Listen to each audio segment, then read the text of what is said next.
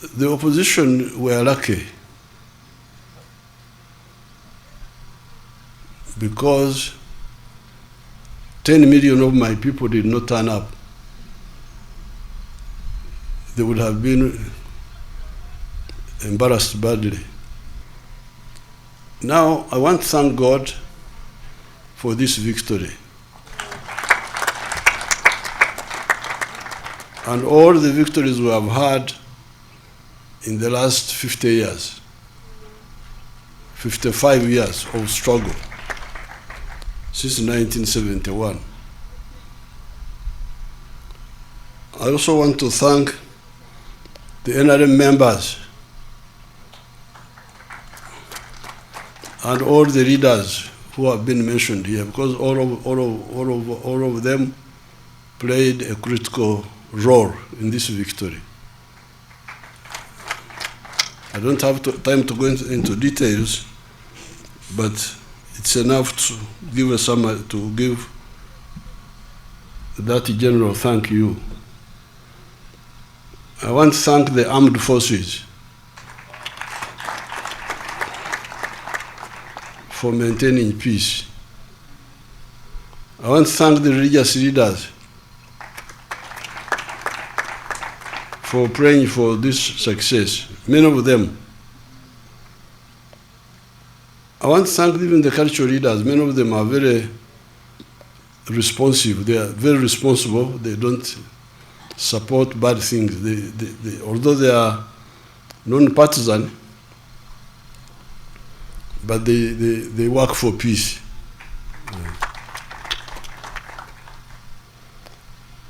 The opposition were lucky because 10 million of my people did not turn up. They would have been embarrassed badly. Because you see, we got 8 million votes about, but remember, we have got, when we reviewed the membership on the 6th of May, you remember we had 21 million members and 18 million of them are voters. But we are now talking of 8 million who turned up. So the opposition, and many of them who did not turn up are our members. 10 million of them did not turn up. So we must find out why. Why the 10 million? Me, I have some reasons which I will discuss with SEC. So the opposition are lucky, because if all our members turn up, there will be no opposition in Uganda, I can assure you. This is because you are beginning to go back a bit to the principles of the NRM. Because if you remember, those who are old enough, if they remember the elections of 1996, people were not willing to listen to any story from the opposition, from Semugeri. They said, Semugeri, please, don't disturb us. And he had no impact in many parts of the country. Because that time we had dealt with the major needs of the people. That time, the major needs were, number one, a disciplined army which would not kill people, no extrajudicial killings. People are very, very happy with that. Amaje agaringaba bikira. That's what they used to sing. They would sing an army which is like nuns, soft. That was number one. Number two, these people who know Nyankore and Rikiga and Rinyoro and the other dialects would say, NRM ekatweho kuryana. NRM yatujangako okulumangana. NRM has removed sectarianism, actually, that's what they were talking about. NRM has removed sectarianism from us. This was 1996. Then, that time, we had started rehabilitating the infrastructure. Rehabilitating the infrastructure, and they were beginning to see that rehabilitation is coming. And we had also solved the issue of shortages. Ebola into shortages, lack of soap, lack of salt, so people were so united. This one is coming back now. When I was campaigning, I could see it was that atmosphere of maximum unity is coming back. Why? In many areas, it is mainly because of peace. Like in northern Uganda, West Nile. What? What are you talking about? You want to bring war again? No. Northern Uganda, some parts of eastern Uganda, this is one factor, peace. But then also especially PDM, has given some, in some of the areas, it has given people hope that we can get rid of poverty. Then the skilling hubs, these few skilling hubs we had scattered, those have given people hope also. So there is a way children who had no hope becoming very useful with just 6 months of training. This one is exciting a lot of people. So therefore, we must analyze, find out. I have some reasons, but I will mention them in a sec. That's why I'm saying the opposition are lucky. They have not seen our full strength. Just 80 million people turned up. Many of the spirit votes are ours. The 200,000, almost 300,000 spirit votes, because these are our people the elders and so on. So, but it's a good test of the strength of the NRM, but it's not all the strength. If all the strength of the NRM turn up, there will be no opposition in Uganda. Now, unfortunately, the opposition, some of the opposition are wrong, but not terrorist. But some of the opposition are wrong and also terrorist. So I will discuss with the interreligious. The other time when we had a meeting with the Interreligious Council, I told them if we can find a way of advising these misled people so that we don't have to use a strong arm on them, it will be better. Of course, we have the capacity to, because they were planning, something happened in Butambara. Butambara, a character called Chivumbi was defeated. Now, the plan everywhere was that where Nup is defeated, gangs with the pangas. You remember pangas?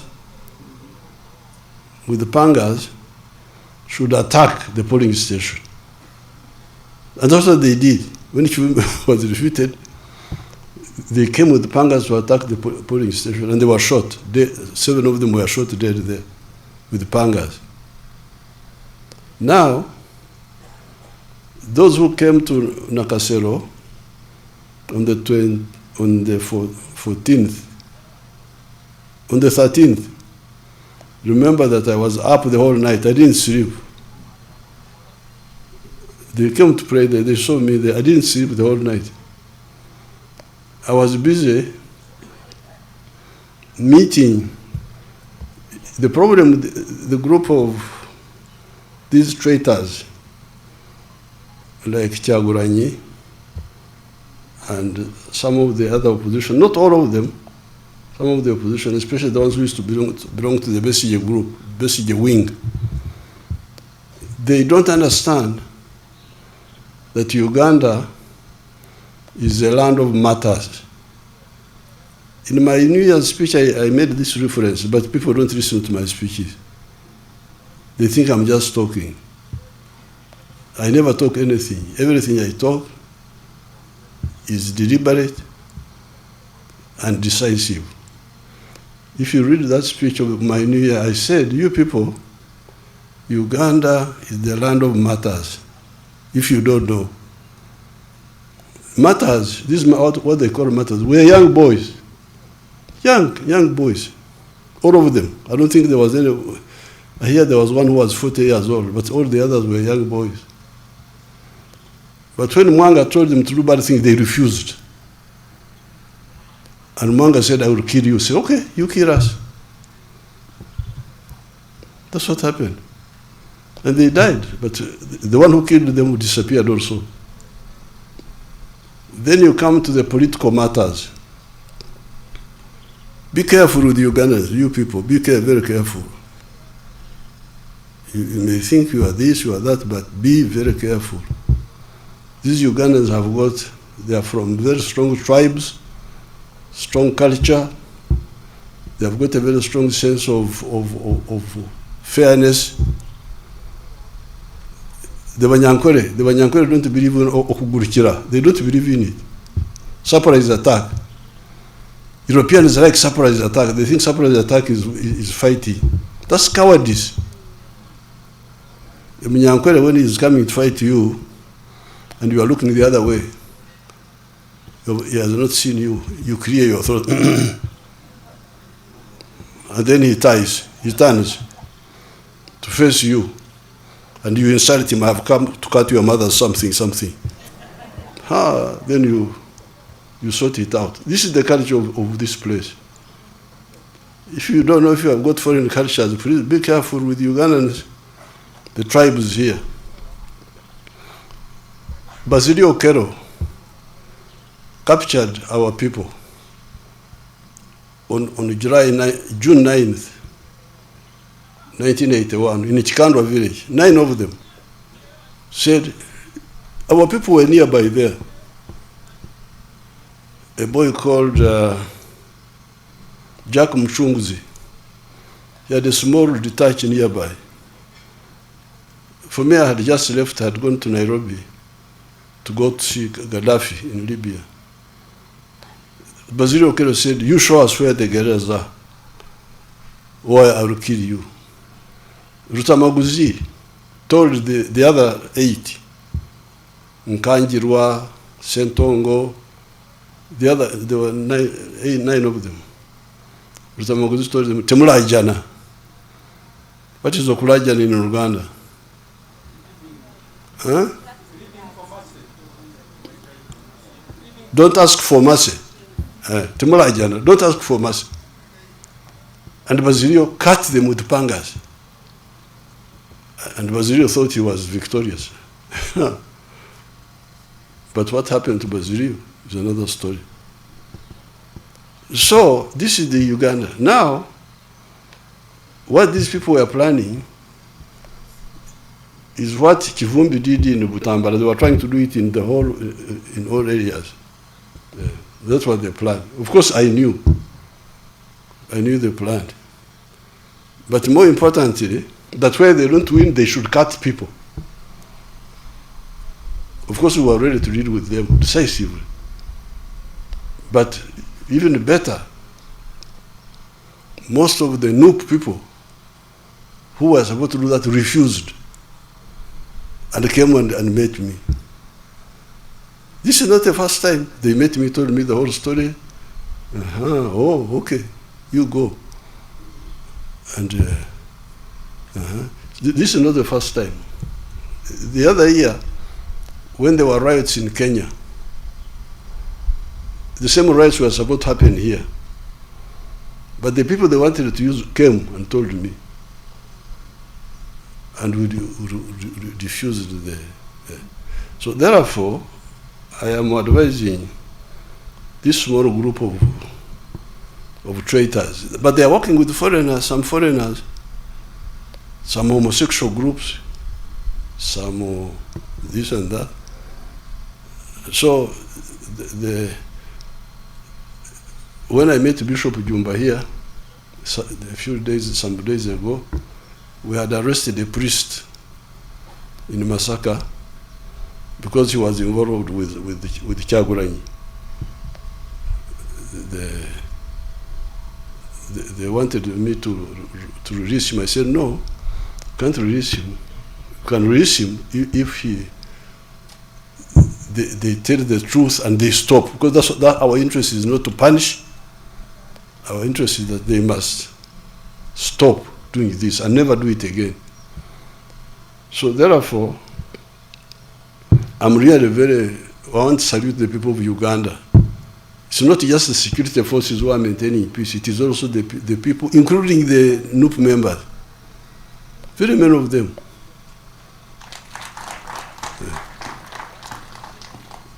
I really thank the Ugandans. The Ugandans are you should be very careful with them. Yes, some of them have grievances, have this, have that, but once you go beyond certain stage, they will say, this one. In fact, what many of them are saying, Libya. That's what they keep telling me. We don't want our country to be like Libya. So all the traitors, this is free advice from me, that please stop what you are doing, because we know everything, and you will not do it. Either peacefully or unpeacefully, we shall maintain peace in Uganda.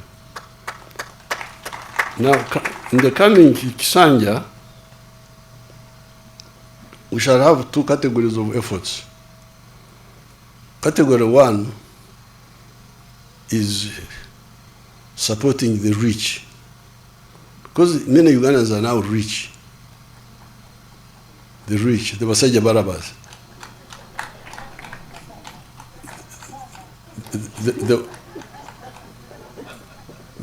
The one with commercial farms, the one with factories, the ones with hotels, including the foreigners who are coming with factories, those we shall continue supporting them. The owners of the real estate, we shall continue supporting those through UDB, Uganda Development Bank, and other instruments. Now, as we speak, 70% of the homesteads are in the money economy. The Chigongos, those are rich people, the Chigongos, the ones with hotels.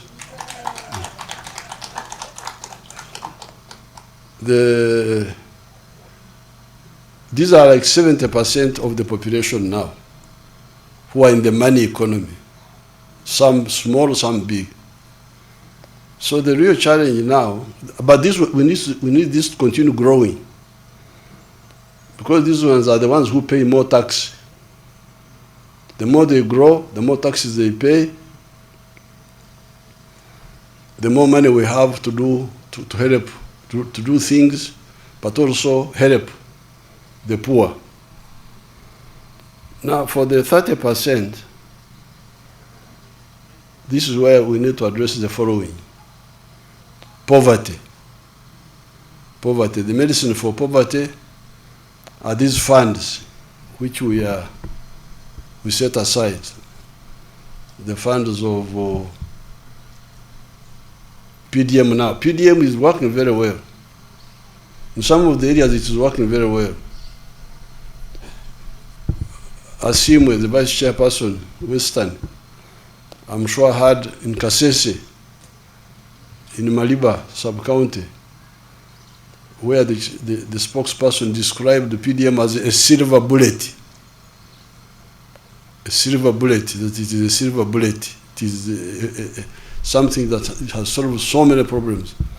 In some areas it's not working so well, but we are now, during my trips, both PDM and even these campaigns, I would be like inspecting, monitoring, and they would tell me what the problem is. So poverty, we must end poverty. All these homesteads must get out of poverty, this 30%. Because it is that poverty which opens them up for all this manipulation. Now, this opposition are even some of the NRMs are abusers of our people. One of the plans was to get money from outside and give bribes to voters. What is the bribe? 10,000 shillings per voter. Now, I don't know what 10,000 shillings can do. Can it buy a fish? Can it buy one fish or something? What can 10,000, can it buy a hen? So you give a bribe of 10,000. This is an insult. But our people, because they are poor, they can accept it. So that's why, in order to stabilize the country, we must end poverty in these homesteads. In this coming Sanje, we should have no compromise. All these homesteads, unless they don't want, they must have capacity to have income, give intandikwa to start generating money for their, so that they are not poor. When I'm moving around, some of the families are giving me gifts of cows, because some of the families are still poor, but others are rich. They're able to. When I was in Kole, a young boy, like 35 or something, he brought 10 million shillings. During this campaign, the last one I was there, he said, I'm contributing to your campaign. 10 million, yes. So I said, what are you doing? He said, I own schools. I own 4 schools. So he was contributing to my campaign. So we must reverse the culture where the families are in need, asking, to a culture of when they have a surplus which they can contribute to the church, to the mosque, to the party. You can imagine if I had 10,000 people giving me 10 million for the party, how much would that be? How much would that be? 10,000 times 10 million times 10,000. 100 billion or a trillion?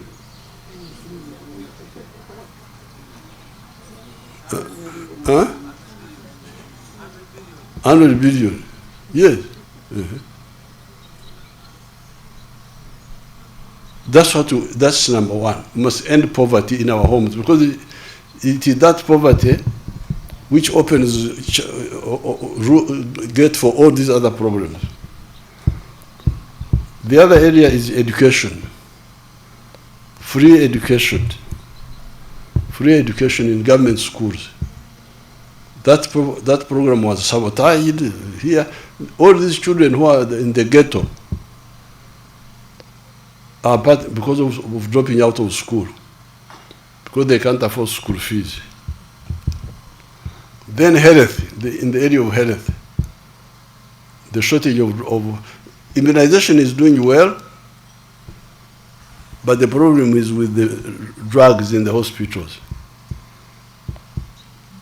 You, the elected leaders, you must monitor these programs in your area, because all these things are happening in portions of Uganda, parishes, sub-counties, in your constituencies. You must monitor the drugs in the hospital. What is the problem? Are they being stolen, or are they not enough? If it is a problem, then bring it up and we deal with it. What is the problem? Then corruption. This corruption annoys people. They get so annoyed. Find out from our 18 million, the 18 million who of the party, how many of them are annoyed and why? By either corruption or unfairness. Then justice. Justice. To ensure that the magistrates, the what, decide cases fairly. Land grabbing, resisting land grabbing according to the law. Because all these are happening in the areas under us as a member of parliament. Then the issue of the roads. The tarmac roads, like this road from Mityana to Fort Portal, which had become so bad. Eventually they intervened and removed the potholes, but they are now going to work on it. But why would anybody have waited until it was so late? Or the Maram Road to Hueju, where the speaker, I'm glad the speaker suffered on that road. Because she also suffered on the road to Aleptong. It's good to have a speaker who's moving around instead of the one just sitting in the office. Because they don't know how the people are suffering. Those roads, even if they are Maram, they would be passable. They are where the roads are Maram but passable. So what is the problem? Why would the road be so bad and the member of parliament is there, doesn't bring it up, then people are suffering so much? Our lady for the women, I think she's from that area, Bueju. So the roads in the tarmac roads must be repaired on time, because you can see them, they start slowly, even good road. The other time when I was driving to Nakasongola, small potholes come, no action is taken, then they grow. What is happening to the Ministry of Works? What are they doing? Some of the other roads, when they are still new, they are very good. Like the roads in Karamoja, the roads in Bunyoro, those are very good. Very good. But they must be maintained all the time. I'll be very harsh in this Kisanja, you people. You have to forgive me. Then the issue of water. I'm glad many villages have safe water now, but we are going to have more, all the villages getting safe water, Naikondo and so on, or piped water, but also water for production, irrigation. Jobs, not government jobs, but jobs from agriculture, from manufacturing, from artisanship, and so on. Now, once we do this, we shall unite our 21 million members, so that when we go for elections in 2031, it will not be just because the people did not turn up after our members. Because you see, remember, in our membership, we are 21 million of the party. 18 million are voters. We are voters by that time, in May, and they were on the register's book. No, we checked, some of them were voting age but not on the register. But when we checked how many got on the register, do you remember? I think the ones who got on the register were 14 million or what? So you get you see the loss. NRM has, on May 6th, we registered 21 members. 18 million of them were voting age. But when we checked, even that time, the ones who were on the register were like 7 million. They were voting age, but they are not bothered to register. Then we started the campaign to register them. I think by now about 14 million are on the register. So when we say 8 million turned up to vote, that means that 10 million altogether did not come. Some were not even registered, but even the ones who are registered, you can see we are talking of 6 million who did not come. And why did they not come? We must find out the reason why. Once we deal with these areas, and we also deal with the issue of East African, because you see the economy is growing so much, the production is so big, the internal market is not enough. Yes, if people become richer, with more money in the pocket, they can buy more internally. But we also need the external market. And that's why I've already started speaking to our East African leaders. This morning I speak to His Excellency Ruto. I'm going to speak to Samia and the other leaders about the East African community to make that market free so that we can sell easily without restrictions. Now finally, this time we are going to start taking advantage of our oil, because our oil will start flowing this year. When I was flying all over the place, I was passing over the pipeline. It is reaching Hoima, and very soon we shall start pumping the oil. And therefore we shall have money to deal with the infrastructure, to deal with the railway, to deal with the power stations, to deal with some of the roads, not all the roads, because I don't want the oil money to be spent on these things which are not long-lasting. I want to put the oil money in the railway, which will last a long time, and in the power stations, and in science education. So that, because this, when Kyagulanyi went to Hoima, he said, no, we should share this money and we eat it. We should share the money and eat it. So Asima rang me, said Kyagulanyi has confused our people. He said that when he's president, all the oil money will be shared, and we shall eat it, all of it. I said, don't worry, when I come, I will expose Kyagulanyi, don't worry. Don't compete with him in talking nonsense. Don't try to say that because he was saying that he will give the local governments, he thought this was a good campaign strategy. He will give the local government, this 20% or what? Yes, I'll give you 20%. Of course, when they hear 20%, they become, oh yes. So when I went home, I said, you people, this oil is not comparable to agriculture.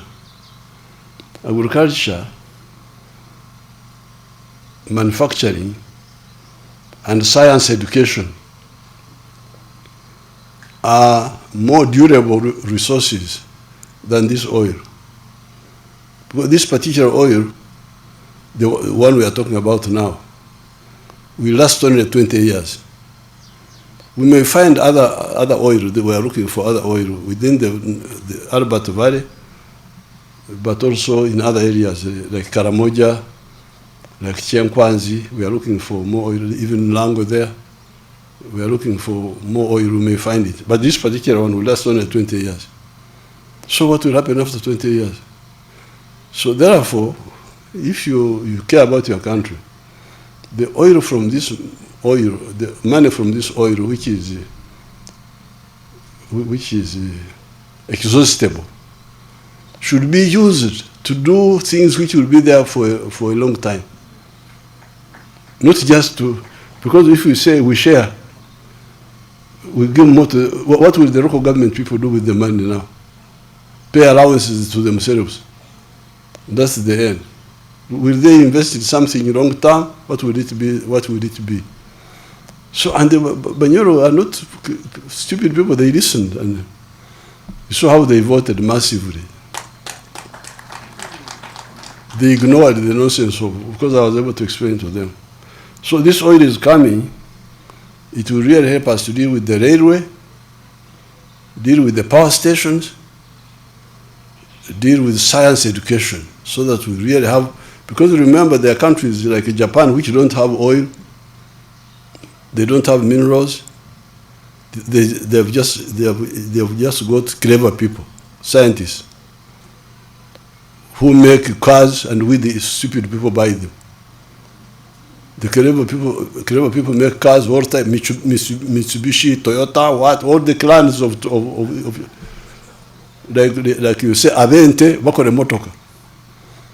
Abo Rugaveni bakore motoka. Rugaveka, Nteka, Mporogomaka. These are the Japanese cars we are buying. They are clan names. Each clan is making a car. And we, the sleeping people, are buying Toyota, what do you call these, the big ones? Land Cruiser, is this what you was? All of those they are Japanese people who are very clever, selling to people who are asleep. So, we want our young people to master science. They have started. You have seen how they have made the Chira vehicle, the Chira car, and the bus, and the pickup. Our people are now making the electric motorcycles. They're making them here. The other day they gave me 1,000 of them. Secretary should tell me where I should put those. I should give them either to the youth or who? The youth. Tanga. Let's start with the youth.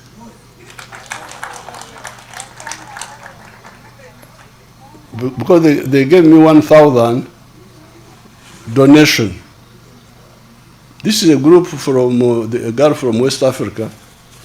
I've forgotten what they call their group. PPS can tell you. Then I committed to buy, because I wanted to give each per sub-county and maybe per county for the youth. And then I need to buy another so that they cover I got 1,000, I need to buy the other. So things will be much easier because we shall have a source of money, additional source, to deal with some of these big investments. Now, finally, I want to thank, as I've already said, the NRM leaders and the masses. I held 143 rallies, and I will make a booklet of those rallies. They are historic. Because they were so massive, even me, I would really feel very worried about the numbers. Like the first one we had in Amolatar, huge number of people. All of them, Koboko, Wea, all of these, Bukadeya, all of these places, huge. Mbarara, Wea, everywhere, wherever we went. Like recently when Kasese, huge, you will see picture. I will make a booklet for all of them. So therefore, I congratulate the people of Uganda. I ask the confused people to come back to sanity, because what they are planning, what they wanted to do, we already know, and we have already mobilized together with the people. Much of it, the residual should stop, because we know we shall get all of them if they don't stop. So with this, I thank everybody, and I wish you good luck and a successful Kisanja of 2020. 2031. Thank you so much. Thank you. May we give a better round of applause to our chairman, the president-elect. Thank you, Muzee, and may we remain standing for the anthems. There will be lunch after the anthems, and departure is at leisure. But don't overstay at the chairman's compound.